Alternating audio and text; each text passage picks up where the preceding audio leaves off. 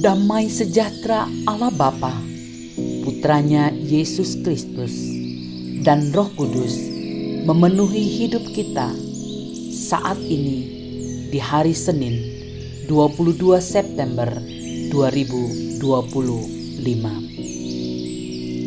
Saudara-saudaraku, mari kita berdoa.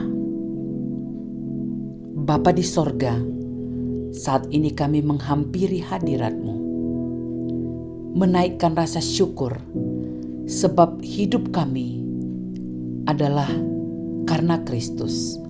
Oleh karena itu, ajarlah kami untuk memahami firman Tuhan.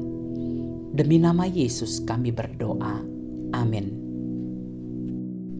Para pendengar Renungan Oasis Fajar, judul dari perikop kita hari ini melalui Lukas 10 ayat 1 sampai 4, Yesus mengutus 70 murid. Kemudian daripada itu, Tuhan menunjuk 70 murid yang lain, lalu mengutus mereka berdua-dua mendahuluinya ke setiap kota dan tempat yang hendak dikunjunginya.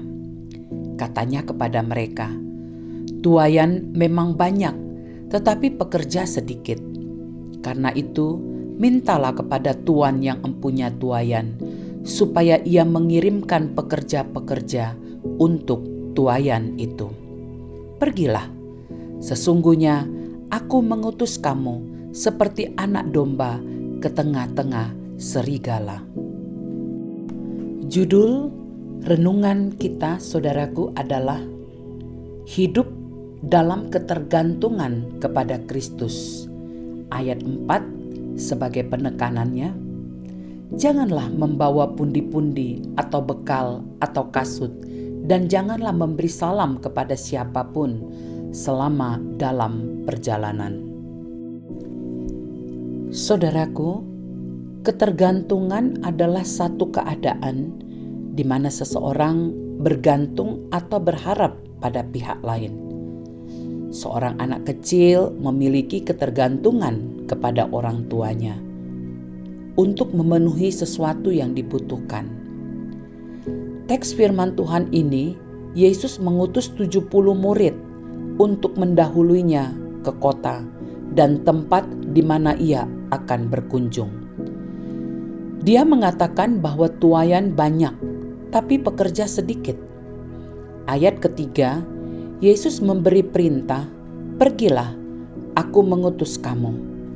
Teks ini menegaskan kepada kita bahwa setiap orang yang diutus Tuhan harus hidup bergantung kepada Allah, karena Ia menyediakan apa yang menjadi kebutuhan kita.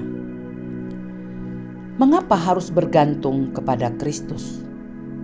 Pertama, karena pelayanan bukan sekadar materi, tetapi iman yang benar.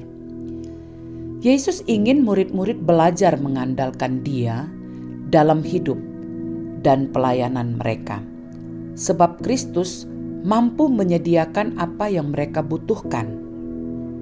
Setiap utusan Allah harus berfokus pada tugas pelayanan yang dipercayakan, tidak berfokus pada hal yang bersifat materi.